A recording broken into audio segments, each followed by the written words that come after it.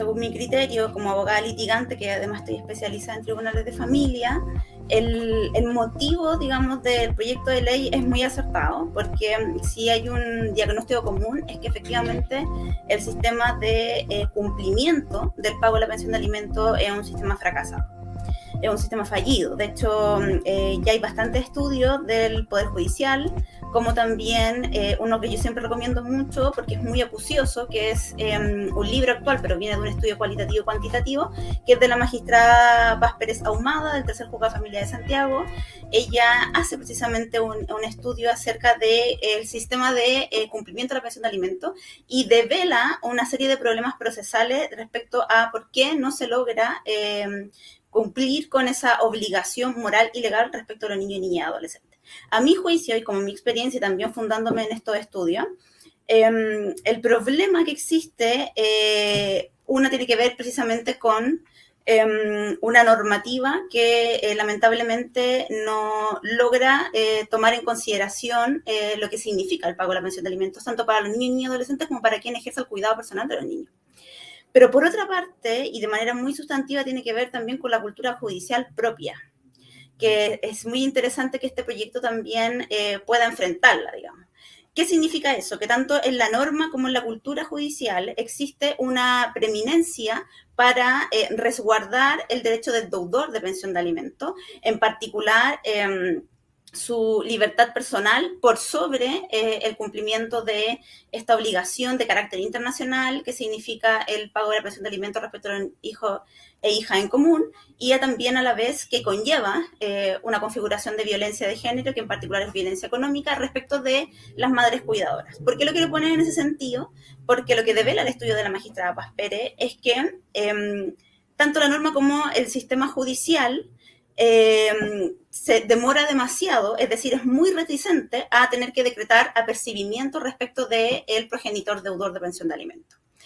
Es más, la resolución, por ejemplo, que ordena un arresto de 15 días, se demora entre 35 y 40 días en recién ser notificada. Y lo que va demostrando la ineficiencia del sistema es que en todo ese tiempo en el cual no logramos el pago de la pensión de alimentos, hay una persona que en la mayoría de las veces, por nuestra cultura, en términos de entender a la familia como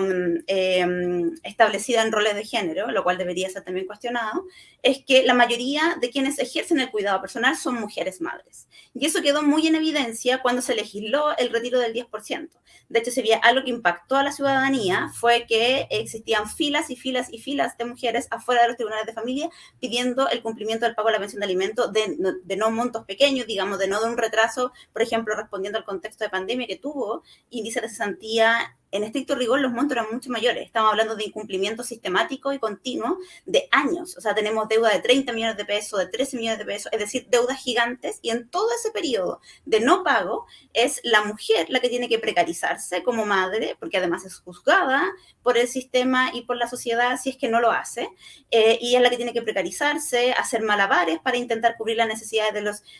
hijos e hijas, porque los hijos tienen necesidades cotidianas, independientes de los tiempos de tribunales, independientes de los tiempos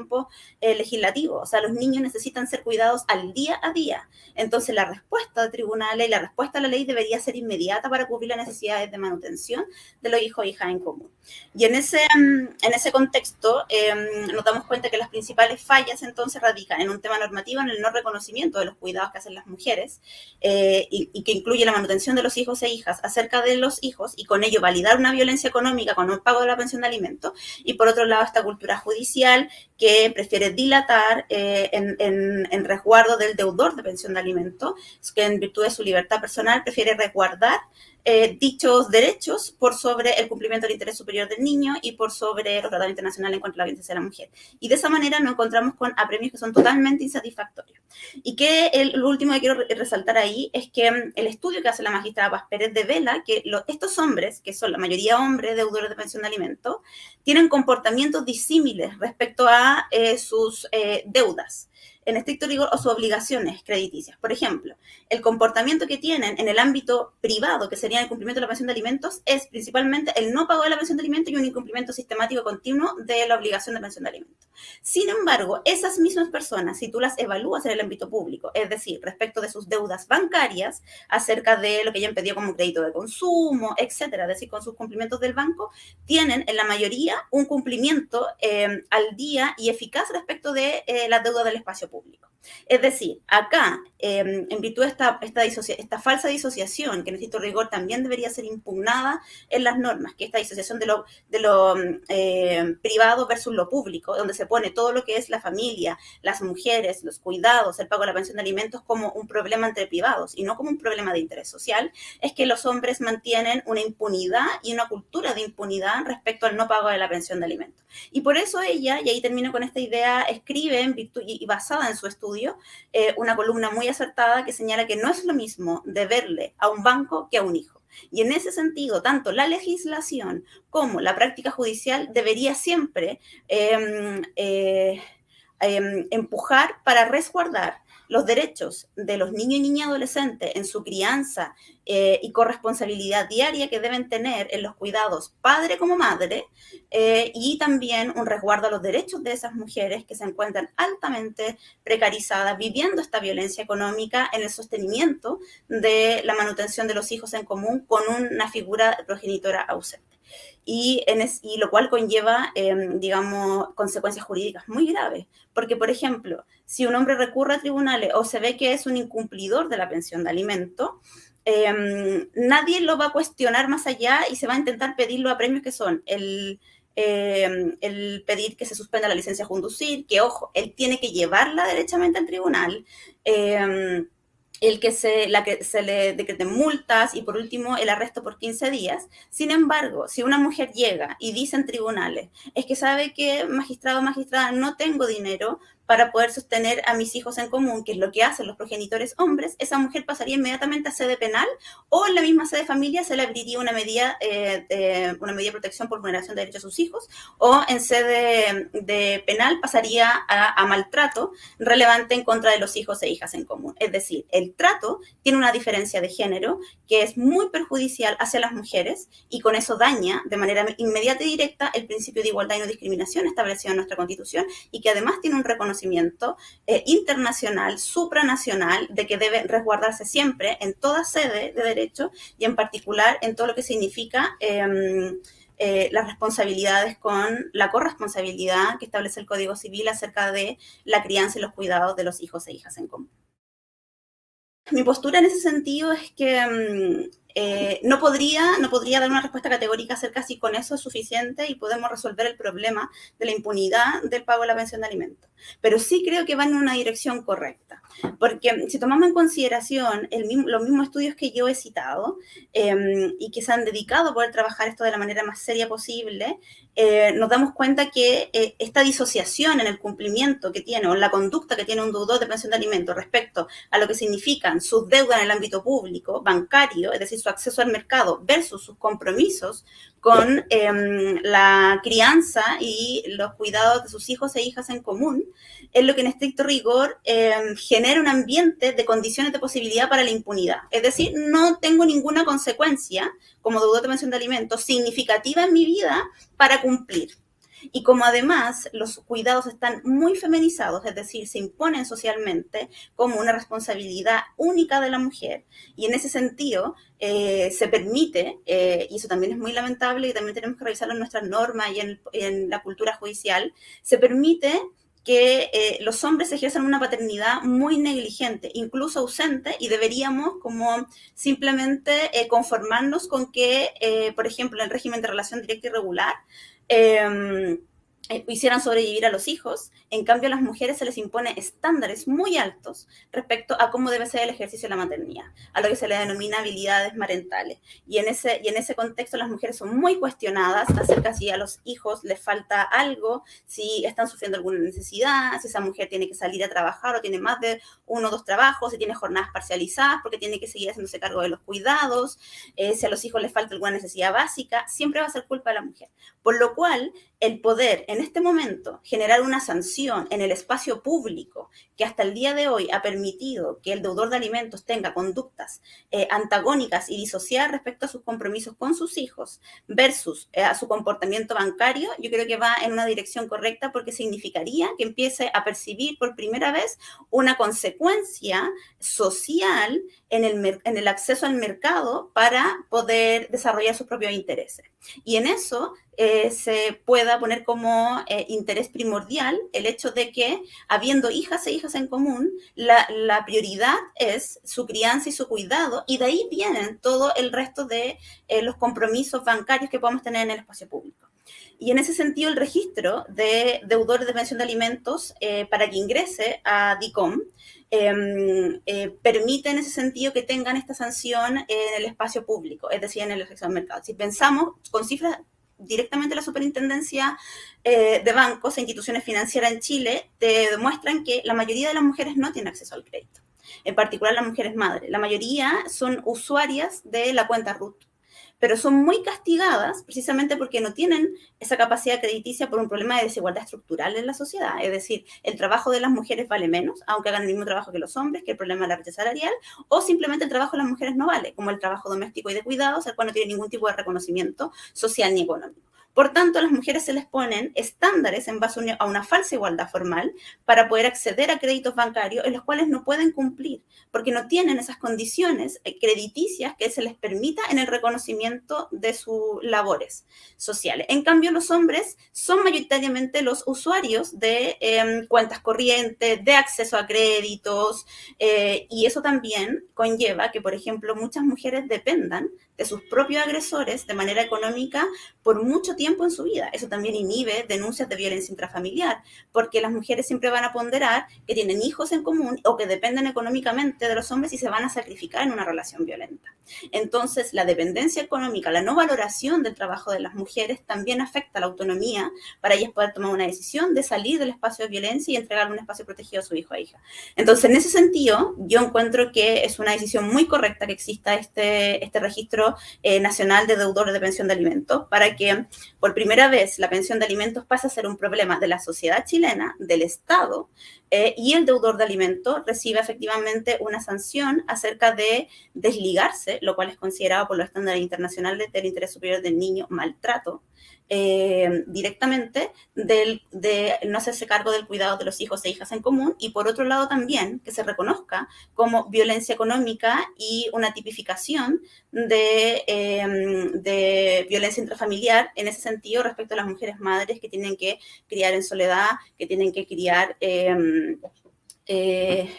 sin ningún tipo de apoyo, ni siquiera de la sociedad ni del Estado, y que están todos los días muy agobiadas respecto a lo que significa la crianza en soledad. Yo creo que hay dos aspectos muy interesantes, uno más de fondo y otro procesal, para que podamos tener efectivamente una ley que genere plena eficacia. Allá es lo que tiene que entrar a discutir nuestra sociedad chilena y en particular los poderes del Estado, en que ya no estamos en tiempos para leyes meramente declarativas. Necesitamos que las leyes se puedan cumplir, que tengan instrumentos que permitan su ejecución de manera concreta, porque si no después, como acabo de explicar, se impone la cultura judicial, que es una reproducción de una cultura sexista, y por tanto las leyes pasan a ser letra muerta, y en ese sentido vamos a seguir privilegiando a la figura masculina por sobre la figura femenina en el acceso a la justicia, y desde ese punto de vista dañando y infringiendo el principio de igualdad y no discriminación de carácter constitucional y supranacional. En ese contexto, el proyecto respecto a la parte procesal, hay algo que es muy importante que deberíamos promover. En el proyecto aparece que la idea es que los tribunales de familia puedan hacer una liquidación de deuda por mutuo propio cada cierto tiempo. Yo creo que eso es correcto, porque si entendemos que al fin y al cabo la crianza de los hijos e hijas o la infancia en general es un problema de la sociedad toda, es decir, del Estado, no debería ser responsabilidad exclusiva de las mujeres estar persiguiendo, o sea, además de tener que estar haciendo malabares para sostener la manutención y la crianza de sus hijos, además tienen que estar persiguiendo ellas, por su mutuo propio, la responsabilidad del progenitor deudor. Entonces, considero que eso es muy correcto. Sin embargo, creo que falta entender el sistema que hoy en día impera en tribunales de justicia. No hay ni una posibilidad que en base al sistema actual de los tribunales de familia, los tribunales tengan la capacidad de hacer esta gestión de oficio cada cierto tiempo. No hay capacidad para poder computar eso en los tribunales, ni humana ni tecnológica. Entonces, lo que han dicho la Asociación Nacional de Magistrados y Magistradas y también, por ejemplo, los estudios que yo acabo de citar, es que se han propuesto de que exista un sistema conectado con Banco Estado, porque la pensión de alimento en estricto rigor se deposita en una cuenta en particular que se apertura en Banco Estado. Entonces, que efectivamente el Banco Estado pueda proporcionar cada cierto tiempo esa información y esté interconectado con los tribunales de familia para que así se le quite el peso social y legal a la mujer de andar persiguiendo la ejecución y por tanto sea una responsabilidad de las instituciones del Estado que operan respecto al sistema de cumplimiento de la pensión de alimentos. Eso en términos procesales, digamos. Y en términos sustantivos, que no lo he visto y lo extraño mucho porque en estricto rigor toda legislación debería ser motivada por el principio de igualdad y no discriminación, sin importar el sexo, sin importar la raza, ni la orientación sexual, etcétera. Es que no he visto una discusión en este proyecto que ponga o reconozca la labor de cuidados, que principalmente, y a nivel internacional como nacional, es principalmente feminizada. No he visto que esa discusión exista. Es decir, y lo quiero poner en términos súper claros, en tribunales y también en el legislador impera mucho los denominados estereotipos y roles de género. Y esos son internacionalmente reconocidos como categorías sospechosas que el Estado no debería ocupar en ninguno de sus poderes del Estado. Es más, en la sentencia Atala e Hijas versus Chile, es una de las cosas en las cuales el Estado fue condenado, tiene que ver precisamente con la reproducción de categorías sospechosas porque promueven la discriminación. En ese punto de vista, las mujeres, por ejemplo, cuidadoras, son en mayoría, tenemos que ahí tener un conocimiento exacto del mundo del trabajo nuestro, del mundo del trabajo informal, del mundo del trabajo formal. La mayoría de las mujeres está en jornadas parcializadas para intentar compatibilizar con la labor de cuidados. Es decir, es ella la que nuevamente tiene que sacrificarse para pues, seguir cumpliendo con cuidar y a la vez conseguir los recursos económicos que deberían ser compartidos entre los progenitores. Por eso, a nivel internacional, en particular la OIT, ha señalado que a las mujeres se les exige cuidar como si no tuvieran que trabajar o trabajar como si no tuvieran que cuidar. Y eso, en estricto rigor, es muy vulneratorio. Es una forma de violencia de género institucional por parte del Estado hacia las mujeres en Chile. En ese sentido, lo más interesante sería que este proyecto también se pudiese empezar a hacer cargo de la valorización de los cuidados. Porque, y todo proyecto de pensión de alimento y todo proyecto que conlleve, por ejemplo, poner los cuidados al centro del debate. Hoy en día la pensión de alimentos prima este estereotipo de que las mujeres dueñas de casa quieren ser mantenidas y por tanto esperan que el ex las mantenga. Si ponemos el ojo clínico en cuáles son los montos que se decretan en tribunales de familia, como ya dijimos que el principio que opera en la cultura es la protección del deudor, la mayoría de las veces es montos bajísimos, que el sentido común, las máximas de la experiencia, como se le denomina, saben perfectamente que ningún niño o niña se mantiene con 120,000 pesos al mes. Entonces, pero la mayoría de los montos son montos muy bajos, por los cuales no cubre ni siquiera el 50% de las necesidades del hijo o hija en común.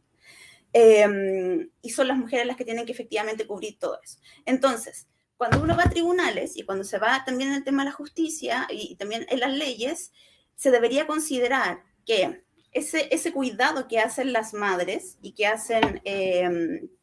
respecto de sus hijos en común, debería ser valorizado. ¿Por qué? Porque si nosotros generamos una externalización de la labor que está haciendo la dueña de casa, tendríamos que, por ejemplo, asimilarla a una trabajadora de casa particular. Y hoy en día, una trabajadora de casa particular que esté jornada completa haciéndose cargo de los cuidados y el trabajo doméstico no baja de 500,000 pesos, de 600,000 pesos hacia arriba. Es decir, el trabajo de esa madre sí existe y se llama trabajo de cuidados que no está remunerado y no está reconocido. Ella sí está aportando mucho más que el deudor. Sin embargo, en los tribunales, por esta cultura del estereotipo de que la mujer madre no trabaja y por tanto quiere ser mantenida del ex, es que tienen que al fin y al cabo vivir una violencia institucional que tampoco el legislador ha problematizado, porque hasta el día de hoy no se ha hablado de una manera concreta en los proyectos que ya se encuentran aprobados, digamos, acerca de la valorización de los cuidados. Yo sé que hay proyectos que ya se han ingresado por parte de diputadas acerca de empezar a discutir esto, lo cual también considero que es una señal correcta para que sigamos priorizando el principio de igualdad y no discriminación. Y en ese contexto sería muy interesante que en la pensión de alimentos se parta de la base de que si queremos resguardar el principio de igualdad y no discriminación, tanto en el cumplimiento como en la determinación del monto, del quantum o la cuantía, digamos, del monto de la pensión de alimentos, se parta reconociendo el trabajo de cuidado. Y porque además nuestras instituciones ya lo han reconocido. Pre-pandemia, los mismos estudios en Chile decían que el trabajo de cuidados y doméstico equivalía a alrededor de un 22% del PIB. Post-pandemia, el mismo Banco Central, en un estudio que entrega a la sociedad chilena, dice que el trabajo doméstico y de cuidados es el 26% del PIB interno. Y si pensamos que en la minería entrega alrededor de un 15 o un 17, es decir, el trabajo de las mujeres entrega un valor económico sustancial en la economía chilena y no es reconocido. Por tanto, si se parte de la base de seguir invisibilizando, cualquier ley que sigamos aprobando, aunque vaya en este sentido correcto, va a estar incompleta y va a ser insuficiente, porque necesitamos corregir la desigualdad de base estructural, que es el reconocimiento de la labor que hacen las mujeres madres de la sociedad chilena.